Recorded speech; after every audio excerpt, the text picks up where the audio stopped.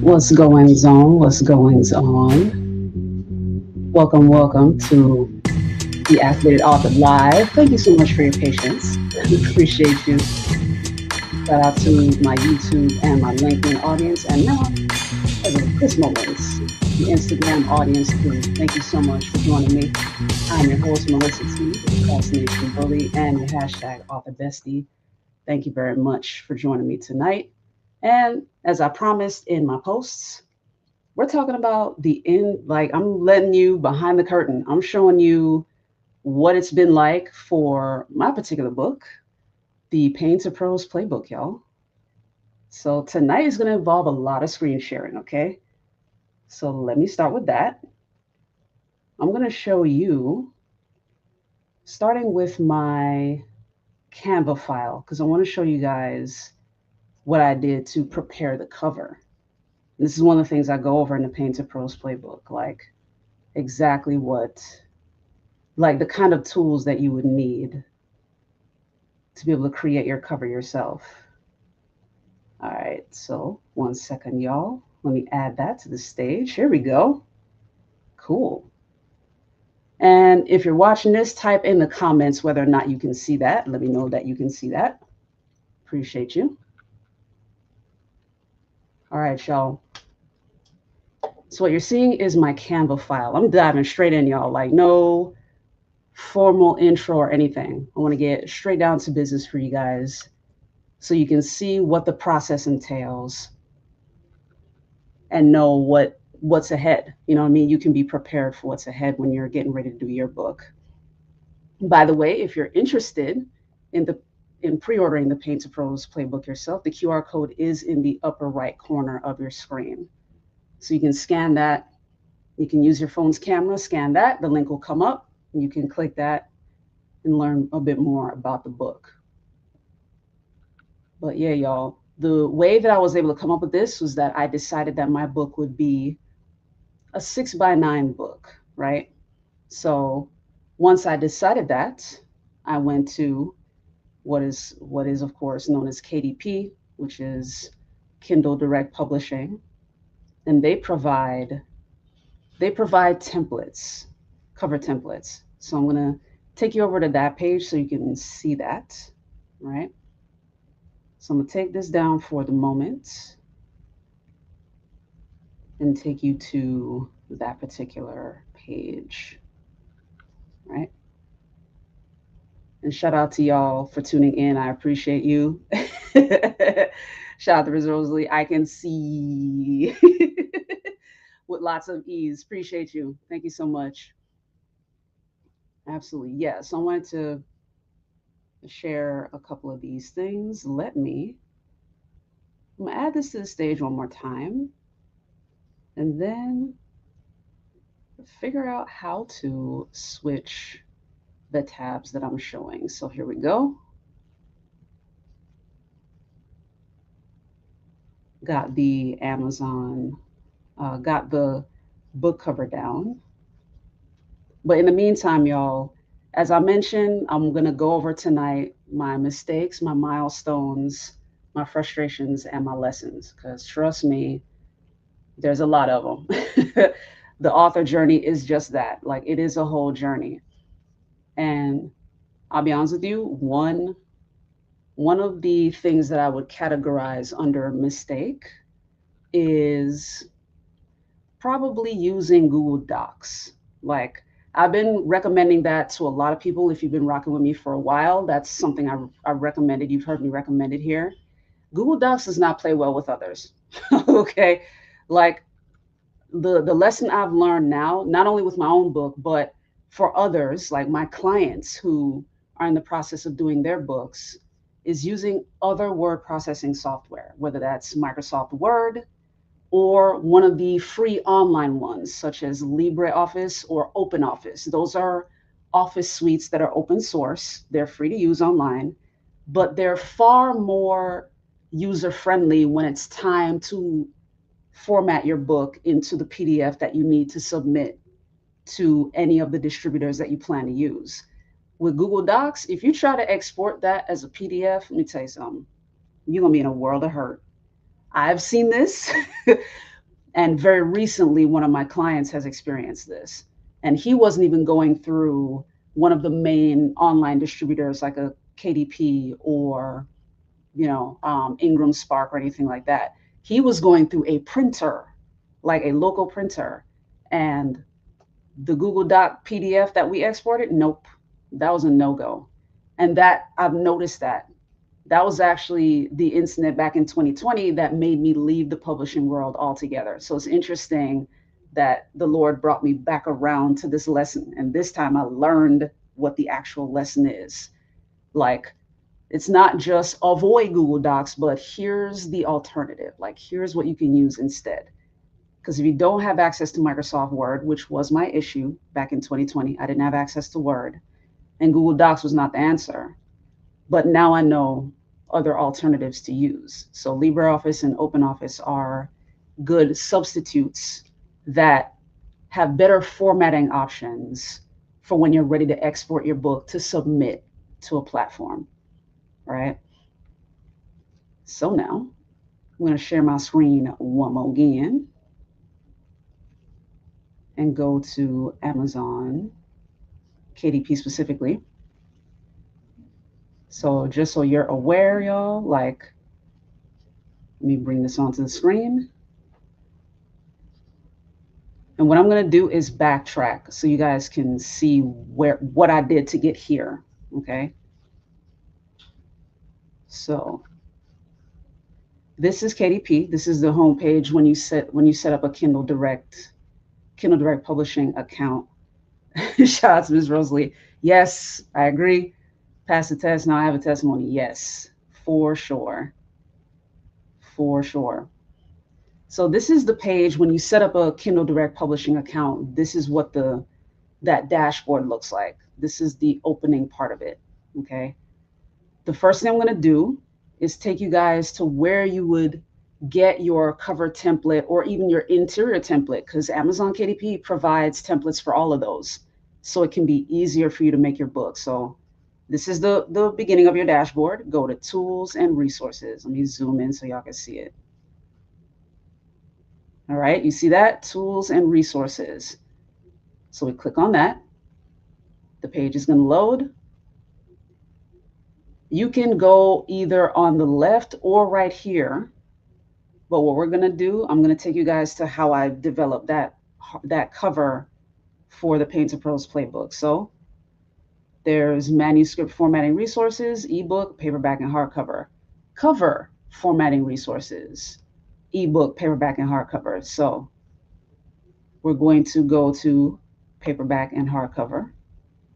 Notice it dropped me down to this thing that says File Setup Calculator. You have the option for either the interior, which this thing is a whole intricate Excel spreadsheet that helps you calculate which kind of template you're going to need based on your trim size. I can show y'all that in a minute too. It is mind-boggling. But I'm going to come up to the cover first. So there are two things you can do here. You can either use KDP's cover creator tool. I've never done that, full disclosure, so I don't know what that is like. Or try templates to create your covers. Okay. So this says, see a guide with detailed file type, size, and color requirements. So that's for your ebook. Okay. Let me zoom out and go to the side here. I want to double check something. Because when I tell you KDP is constantly updating their stuff, they are constantly updating their stuff. So let's see. Format your hardcover. Let's see. So set trim size and margins. This is book formatting, by the way. Create a hardcover cover. By the way, what you see me clicking on, there is a difference between their template for a paperback cover versus their template for a hardcover. Okay. The reason you see me clicking here is that I do plan to eventually have a hardcover design for the Paint to Prose Playbook. Okay. But there is a bit The dimensions are slightly different between the two because with a hardcover, with a paperback, it's just whatever's being printed on the back cover, spine, and front cover, and that's it. With a hardcover, they have to fold the material into the cover, like on the insides of the cover. So there's the file is going to be wider in size. Okay. But let's see. Let me see format your paperback real quick. Set trim size and margins. This is interior stuff. So I'm glad I'm walking through this with you guys so you can see it. These are resources you have. Oh me, oh my, it just occurred to me. You guys are not seeing all the stuff on. Yeah, thank you, Deloya. We do not see where you are. Thank you for that. Thank y'all for your patience. So let me jump over there. Let me jump over there. Oh, I see what happened. Okay. I see what happened there. The way that Amazon KDP works is once you click on a feature, it opens it up in a completely new tab. That's what happened. It got away from me, so I got y'all. Taking you back over to the screen. All right, so format your paperback.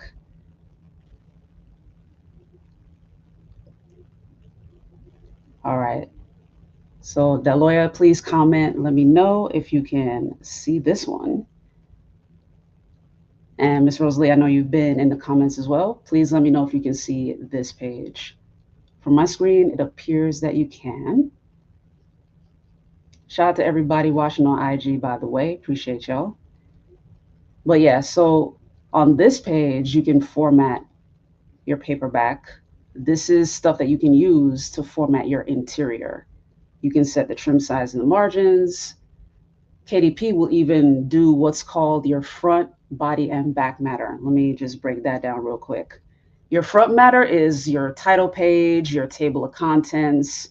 If you're going to include a dedication page or some acknowledgments, all of that is front matter. If you have a foreword, that's front matter too. So all of that, KDP can do that stuff, can help you get that done. And then back matter is your author bio. If you prefer to put your acknowledgments at the end of the book, all that sort of stuff. If you're doing an appendix, if you're doing a bibliography or resources, like all of that is back matter. Okay. And then of course the body of the book is the main content. That's what that is. The copyright page, that's also front matter. Copyright page or disclosure or disclaimer page, that's front matter too. All right. And then save manuscript for upload. It allows you to do that. So here you go. Format your cover file. You can use the free tool.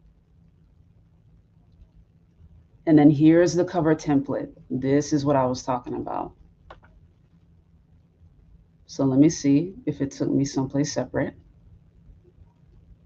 Good, you're still here. You're welcome, Deloya, no problem. So this is showing you the print cover template that you can use, like the calculator that's going to generate your template. Let me zoom in so you guys can see this a little bit. So here, you're going to choose whether hardcover or paperback. For this example, paperback. Interior type, you choose whichever one you want, black and white, premium color, standard color. What is not included on this list right here, but is included when you upload your book is cream. They now offer like cream paper, which that tends to add credibility for nonfiction or even some fiction books too. Like it gives that traditionally published novel kind of look. But anyway, for the purposes of this cover calculator, we'll just use black and white because it doesn't really matter here. Paper type, there you go. White paper, cream paper, ground wood. Make a note of this one because Amazon just recently announced groundwood paper as an offering, which is a lower cost to print.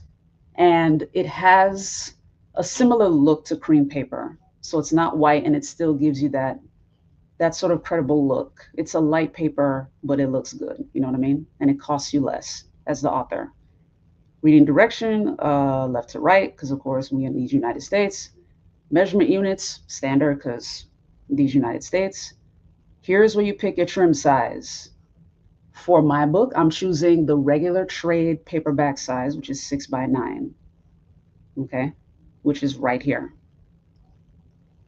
Page count. This will be important once your rough draft is done. Mine is roughly 100 pages, give or take a couple. I'm not tripping.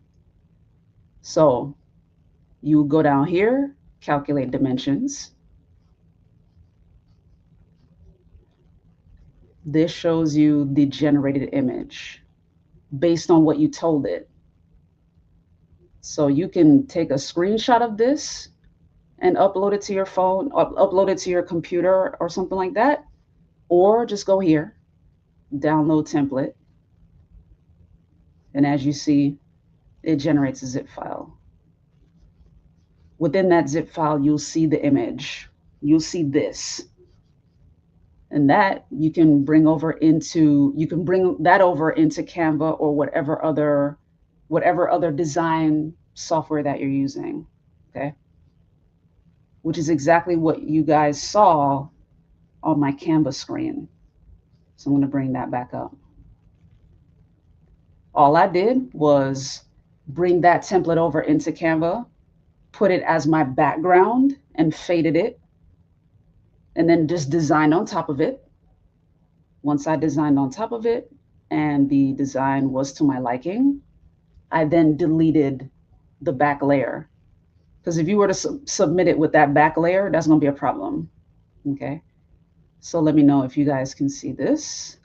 But this is the finished product using that Amazon KDP template that you saw me create.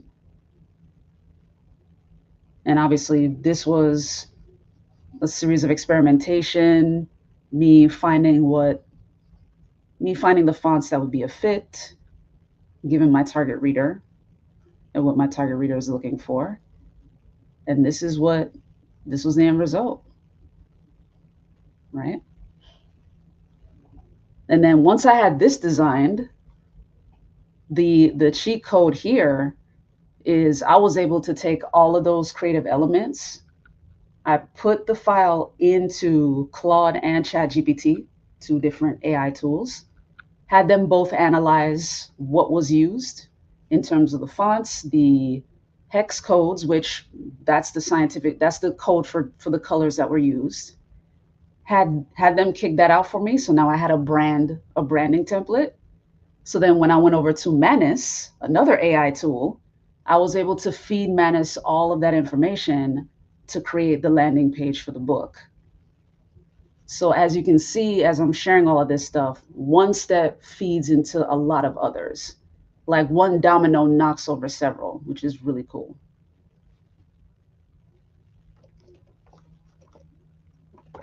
What I'm going to do is jump over to the landing page so you can see that connection, okay?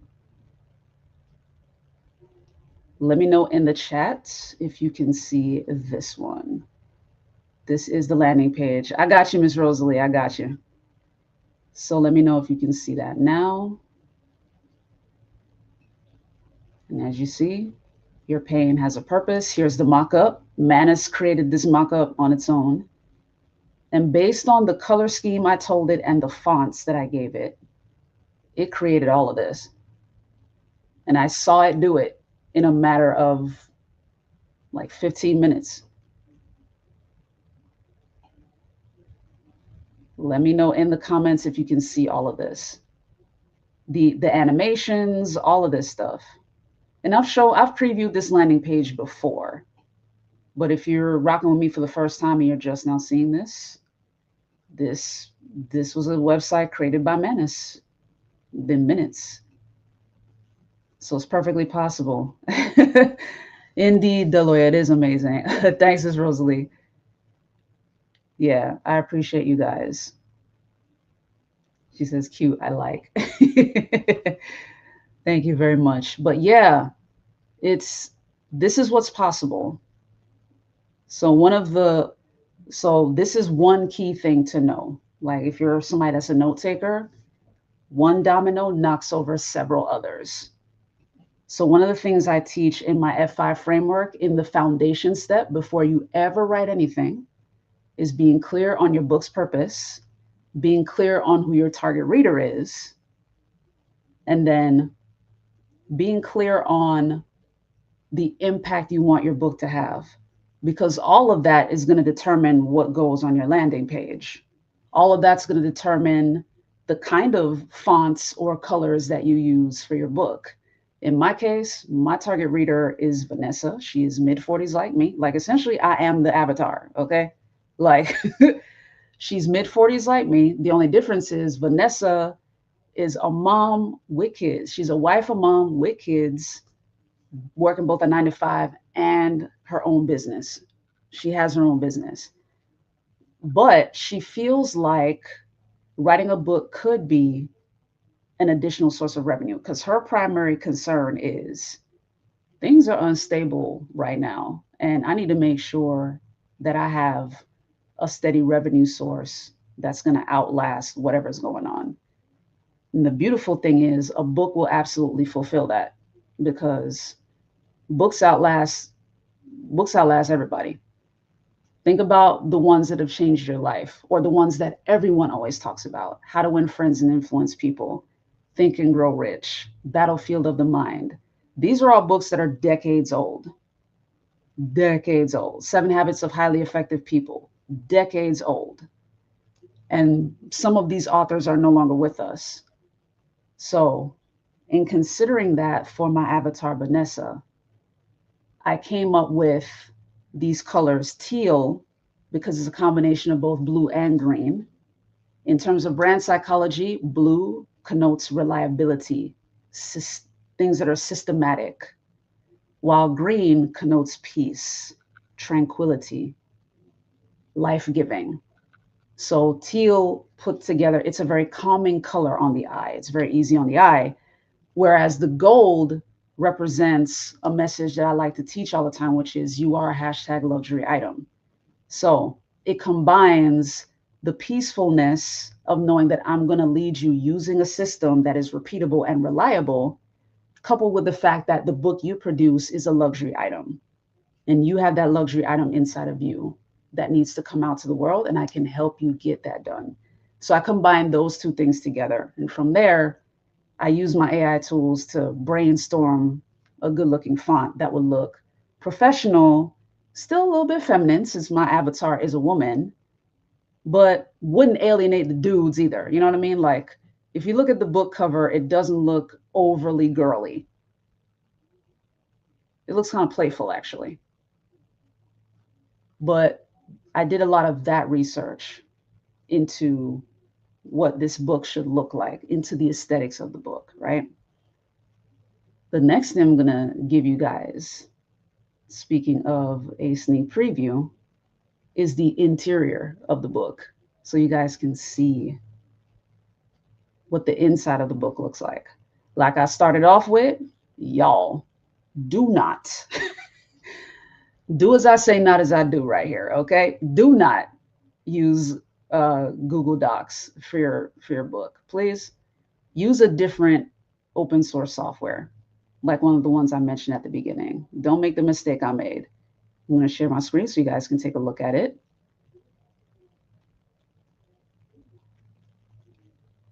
One moment. Here we go. So this is the interior for my book. Let me make sure you guys can see it. Add that to the stage. Here we go. Love the colors combination. Thank you so much, Miss Susie. I appreciate you. I appreciate your earlier message, by the way, Miss Susie. I love this. I'm glad I didn't let frustration cause you to quit. I can't imagine how difficult it had to be. Like Miss Rosie stated, you kept learning and you find a solution. Yeah, that's what it takes. You just gotta do what you gotta do. You figure it out and you iterate until you find something that works. Absolutely. So this now, what you're seeing is my Google Doc with the book.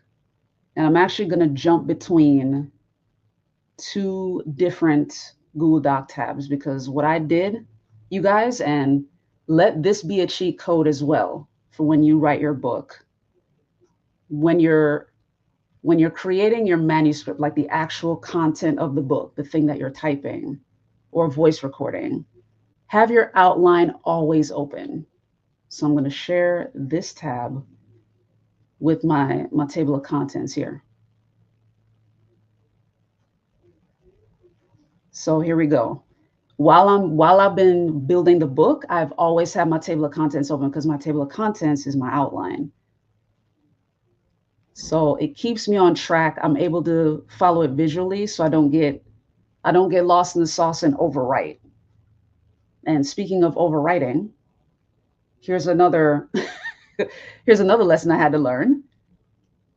So while using my AI tools, because that is perfectly okay for you to do, but while using the AI tools, I asked my AI tool to craft an outline based on what I had already created. And in the book, I provide a manual way to do this. So I created my own outline, uploaded it to my AI tool. In my case, it was Claude. And I said, here's what I intend to add, and here's what I intend to include in my book. Research the top 10 New York Times bestselling books in my genre and tweak this outline, improve it, make it bestseller worthy. And it gave me an outline, it gave me an updated outline. What you're seeing on the screen is the tighter version of what Claude originally gave me. Originally, my book was about to be 20 something chapters, and I was like, if it's gonna be 20 chapters, that don't sound like a playbook. A playbook is meant to be brief. So as you're seeing with this table of contents, it's down to now 15. If you include the conclusion, it's roughly 15 chapters, which is average for a nonfiction book. So I feel way more confident about this. When I saw the 20 chapters, I was like, okay, Claude, I hear you. Thank you for the bestseller stuff, but we're going to need to tighten this. Like, it's meant to be a playbook, it's meant to be shorter. And sure enough, Claude said, okay, got you. Playbook is meant to be more brief. So you can combine this topic into this topic or this topic into this chapter. You can fold these two into this chapter. And that's exactly what I did, which is how I landed at 15 chapters instead of 20. Part two is going to be hefty. As you can see, it's kind of long, but that's because that is the framework. That is the brass tacks, the actual process. But section one of my book, part one, is the mindset stuff, which if we don't get that down, then, you know, you won't do the things that an author needs to do if you don't believe you're an author yet, right? So section one is all the mindset stuff, right? I'm gonna jump back over to the manuscript itself so you guys can see a preview. Chapter one, why your story matters right now, right? So here, I'm going to show you this one section here, the cost of waiting. I have to put on my editor hat because what I did, y'all, take this as a cheat code for yourself. If you're someone who already records content, you can find the transcript of your recorded content and add it to your book if you want to, which is exactly what this is. That's why you're seeing so many words here and you're seeing like these little timestamps over here. This is simply a transcript. I copy pasted it over into the manuscript. I will narrow this down and make it tighter for this particular chapter. But the reason I added it here is because of the content that it's about. This is still chapter one about why your book matters right now. And one of the things I wanted to discuss in this chapter is the cost of waiting. Since I've already recorded an episode on that, all I'm doing is pulling content, the transcript straight from that episode. That way I'm not having to repeat myself. The work's already done, the content's already been made, right? So the key is simply repurposing the content, right? Let me know if this is making sense, or if you have any questions, drop those in the comments for me. I'm happy to answer them. But yeah, like this is, I'm going to scroll past this long transcript just so you guys can see another chapter. You're a hashtag luxury item. That's something I stress all the time. That one is a briefer chapter. And then one of the things you'll include in your book, depending on how you want your book to look, is intentional blank pages. So you see page breaks here. That's intentional. Because in a lot of books, chapters always begin on the right side. So if your previous chapter ends on a right side, what you'll do to make sure the next chapter starts on the right side is leave that left page blank so that the next chapter starts on the right side. So here you go, chapter 3, have a why beyond yourself. You're seeing big paragraphs here because I did phone recordings and simply had Google Docs dictate my voice recordings. Again, repurposing content. And talking is faster than typing. I prefer to type, but we as human beings, we talk faster than we type. So it's a cheat code. Here's chapter 4, healing through writing. Chapter 4, I give a lot of tools.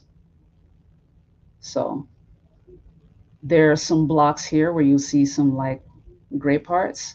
When you get the book, it's simply, that's the quick visual cue to know like, oh, this is a homework assignment. Okay. Like I got it. So yeah, lots of tools and steps here. Okay. That's the sneak preview and in terms of what the book looks like. I get to wrangle. Thankfully, I have Microsoft Word, so I'll get to wrangle with Microsoft Word when I export this thing because I cannot do it through Google Docs alone. Um, but I'll be able to take care of that, in a separate file, obviously, to be able to format it and get it ready. The other part of the process that I'm dealing with now, which is a huge milestone, is getting beta readers to read the book and do reviews before the launch on August 1st. And I've already got four. I've already got four waiting for me. So I'll be done with this particular interior by tomorrow so they can get the digital version, be able to read it, and provide their feedback over the weekend or however long that'll take. And shout out to Yogi Mueller, who I've had on the show. He is the author of the book called The Great Slapping. His next book also drops in August. So we'll be reviewing each other's books, which is great. Like we're book buddies, as he calls us, which is really cool. That's super exciting. So this is a huge milestone for me and will be a huge milestone for you in your authorship process as well. You will always want beta readers, people who get those advanced release copies of your book so they can read it, give you feedback before it goes to the full market. Because if they catch any errors, they'll be able to point it out to you before anybody else does. This is the safe audience that's going to look at your stuff and let you know let you know what's going on with it before the rest of the world pans it. You know what I mean? Shout out to Miss Rosie. She said, yeah. Thank you, Miss Susie. Congratulations. Appreciate you. Yes. So yeah, you'll want to have advanced reader copies of your book to be able to give to your beta readers so they can give you the feedback that you can then use to go forward. I already expect like holes to be poked into this because the one positive thing is that the publishing industry is always changing. So I'm sure there'll be some questions about even the steps that I'm providing here in this book. And here's the beautiful thing about that. I've shared this more than once. But if you're writing a book on subject matter that changes, no problem at all. You can simply release an updated edition of the book at a later time. There are plenty of folks who release, 5-year anniversary editions of their book or updated and expanded edition, whatever the case may be, because things do change. And that's actually a good sign. You do want to be able to update your stuff. And the beauty is when you do an updated edition, that's a whole separate fresh launch, which is another opportunity for revenue for you. Last Thursday, I talked about the different income sources and revenue opportunities with your book. So an updated and expanded edition is another revenue opportunity for you and can free you up if you're a perfectionist and you're like, oh, I got to get everything right. Yes, be as factually accurate as possible, but don't let your fear of being wrong stop you from putting the book out. Like, do the very best that you can while you're working on the first edition, but know that you're not stuck with the first edition. Okay, you can release an updated one. Do you have a newsletter or community to join? Thanks, congratulations. Thank you, Patricia. I appreciate that. So, for the moment, subscribe right here on YouTube at Activated Author. I do have an Activated Authors community through the Truth to Transformation Book Bootcamp. The next one is going to be in September, though. So stay tuned, watch this space, subscribe on YouTube in the meantime. And trust me, I'll be continuing to build out the community so that the entry can be a bit easier, especially outside of the boot camp. You know what I mean? But yes, I do have an activated author community that's usually connected through the Truth to Transformation Bootcamp. That's a 21-day online bootcamp. And then I also have the author activation weekend. That is the 4-day intensive. So folks who participate in the author activation weekend, they're in that community as well. Okay. So it does exist, but I'll make it a little bit easier. For now, though, Patricia, stay right here on YouTube. Make sure you subscribe and I'll keep you posted. Okay. Thank you so much for asking. I appreciate that. The Lord bless you always for helping us people. Thank you so much, Ms. Rosalie. Appreciate you. Absolutely. But yeah, don't let perfectionism stop you. If you're worried about getting even the slightest thing incorrect, time progresses, technology changes. There are folks who wrote AI books 2 or 3 years ago. They definitely got to update those because AI is changing month after month. They're releasing new models months apart. So that unless you're writing principles that universally work, you're going to have to keep updating the stuff anyway, right? Like, because the technology always changes. So shout out to the folks who understand, like, writing based on principles, you got it. Like, that is where the money resides because principles don't change, they're universal. And that's the reason for section 1 of the Pain to Prose Playbook. That whole mindset piece, that part is universal.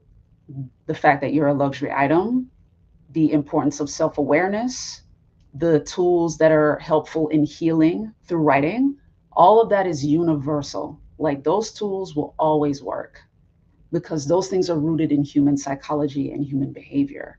Okay. So, for those that are curious about, like, well, all right, I'm considering writing a book, but I don't know if I want to revisit these things. That's all right. Like, when you revisit from a space of only collecting lessons, you focus your mind and you prepare it, you prime it for going back to those memories instead of simply diving straight back into those memories. You can get lost in them if you don't prep your mind, if you don't prime it. Okay. Let me know if you guys have any other questions. Thank you, Patricia, for yours. I appreciate it. Shout out to my folks on Instagram. Shout out to Anthony Sneed. I do believe that is A Sneed 86. Shout out to you. And shout out to Psalms Poems. Thanks for joining on Instagram. Thanks for watching. If you guys have any questions, let me know. I'm happy to answer them. Right? Let me double check on LinkedIn as well. As far as I know, my platform should let me see the LinkedIn comments, but in the event that I cannot see that, I'm clicking over there right quick, y'all, just to take a look. All right.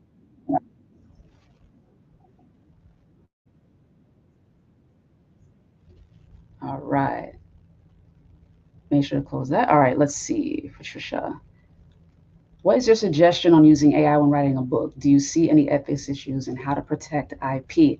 Very good questions. So, when writing a book, Patricia, there is a difference between AI generated and AI assisted.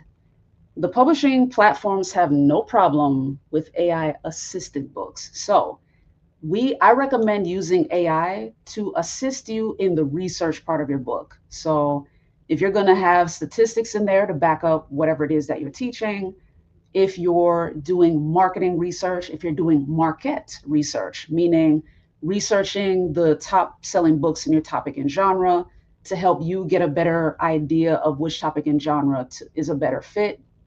market research and who your target reader is, what their behavior is, that kind of stuff, have at it. Like use AI for that. In terms of the actual writing of the content, I strongly recommend not using AI to write your book for you because regardless of the AI platform, Patricia, any of them, ChatGPT, Claude, any of them, they all sound the same. It is the most annoying thing in the world. And I can say this from personal experience because I'm an editor. Like I edit authors' books before they go to print.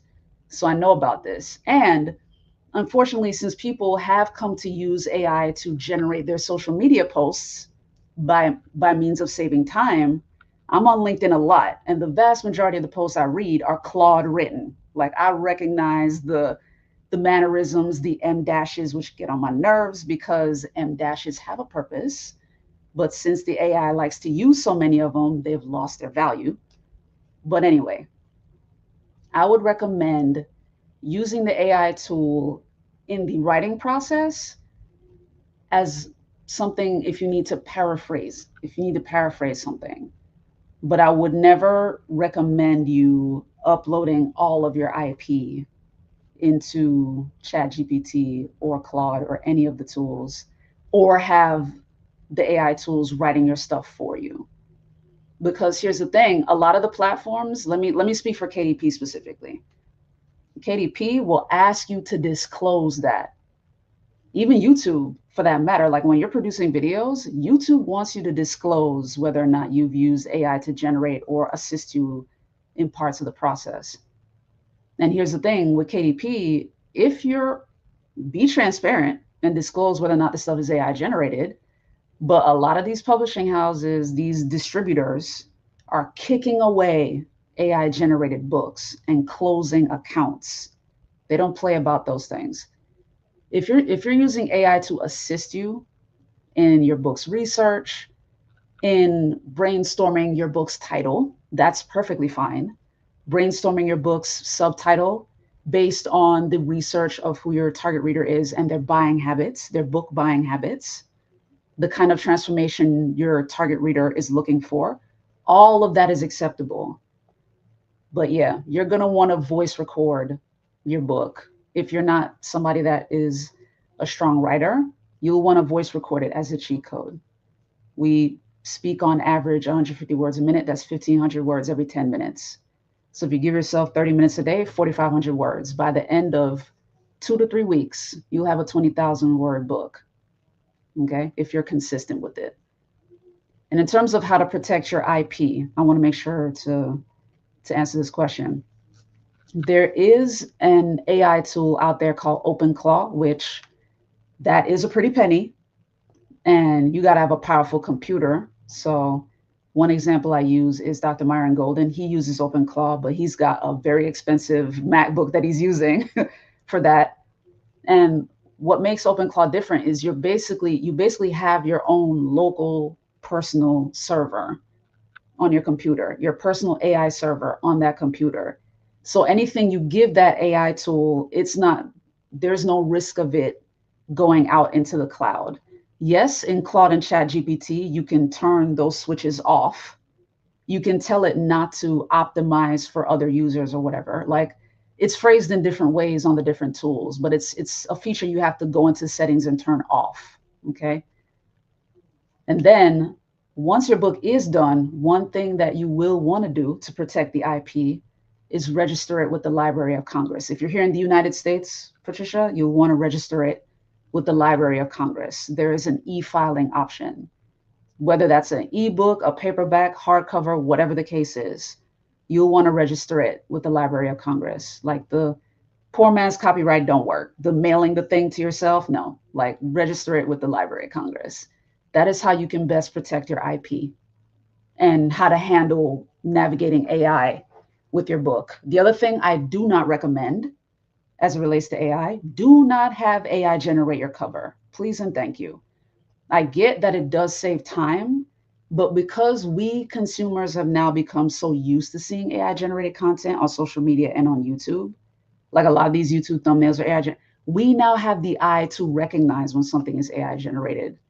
And I promise you, people will pass by that book cover. They won't take it seriously, unfortunately, to the point where actual genuine art is being mistaken for AI generated stuff. It's unfortunate, but this is a thing now. So I would strongly recommend hiring a human to create your book cover. Or if you're anything like me, Patricia, like get on Canva and start playing around. What I did was I used my AI tool to research fonts that would appeal to my target reader. And then I have knowledge in brand psychology, so I put those things together to create my cover. And exercise I have my authors do in this book and in my boot camp, as well as the author activation weekend, I have them use the AI tool to research the top best-selling books in their genre and the covers, so that you can see what the book covers of the bestsellers look like. That way you're not reinventing the wheel and you're not having to create your cover from scratch. You can use some of the existing elements. So for me, the model for my Pain to Prose playbook was Mel Robbins' The Let Them Theory. If you go to Amazon and look at her book cover, it's hers is bright green and she has a very bright ring of light and like bubbles in the center. And then she has the letters over it, The Let Them Theory. If you see my cover, the Pain to Prose playbook, that was good and simple. It's a teal cover with one big sun ray that is like fully spanning the cover. And I made sure to like fade the sun rays so you see it, but it's not overpowering. And then I put the letters over it. Research what's working and then add your own spin to it. Hope that makes sense. That was a long-winded answer, but hope that makes sense. Hope that answers your question. Thanks for asking. I appreciate you. Right, cool. Appreciate you guys for the engagement. Thank you so much. And by the way, shout out to Mr. Lamosley Thomas. Always happy to teach. Appreciate you. But that is a peek behind the curtain. In terms of how long this book has taken me, I ain't gonna lie to you, it has taken me way longer than it needed to. I will say that. This book is like, it was supposed to be out May of last year. And here we are. August 1st is the launch. Patricia, scan the QR code that is in the top right corner of your screen. That is the link to the pre-order landing page. So you'll be able to pre-order the paperback or the ebook or both if you like, from that page there. Thank you so much for asking. I appreciate it. I wanted to make that easy for you. That way you're not having to like type a link in or anything like that. Just hold up your camera. The link will pop up on your camera screen and you'll be able to go straight to the page. Okay. The Pain to Prose playbook. Yeah. So in terms of how I was able to get to where I am now with the book, the beautiful thing about the Pain to Prose playbook is that the latter half of it was written for the author activation weekend, because the workbook for the author activation weekend features the framework, the F5 framework. And I had to get granular with that so that everyone who attended in Tennessee had that workbook and can take the steps home with them after the weekend was over. Folks got a lot done. Shout out to everyone who attended. They got a lot of their rough drafts done. And now that author activation weekend was the end of March. Here we are coming up on August. We've got one gentleman, he's about to launch his. Another client is finishing up her rough draft. She's in the process of finalizing it. And then one of the other attendees, she just dropped hers. Like she just released a book not too long ago. And she's working on another. She found out she had several books in her and is working on a series now. That's the beauty of this framework. Once you have a system, you have safety. Once you have safety, your mind is free to be more creative. And you might discover like, oh, wow, I have more than one, actually I have more than one book in me. Like I can probably turn this into a series. Or even if it's not a series, but you have more than one book in you, maybe on completely separate topics, but they're books that you create, that you can create now that you have a repeatable system with which to do it. Okay. So hopefully this has made sense thus far tonight. Let me know if you have any additional questions. And by all means, Patricia, if you haven't yet, like when you pre-order the book, while you're waiting for it to arrive, go to Activated Author, like my YouTube channel. I have a playlist on the step-by-step process from ideation to publication for first-time authors, like step by step. And even if you're not a first-time author, maybe this is your next book instead of your first book, this system is still helpful because it helps you revisit your ideas in a way that you hadn't the first time. So it helps you refine what you're doing. Okay. But yeah, shout out to everybody who has commented and engaged tonight. Thank you, Patricia. Thank you, Miss Susie, Miss Rosalie, Miss Mosley. Love you. Of course, Deloya, thank you so much. And to our folks watching on IG, Psalms Poems and Anthony Sneed, thank you so much. Appreciate you. Right. Again, the official launch is August 1st, but in the meantime, we about to get these beta copies out, these advanced reader copies out for the folks to give their feedback while they read it. And I'm looking forward to that.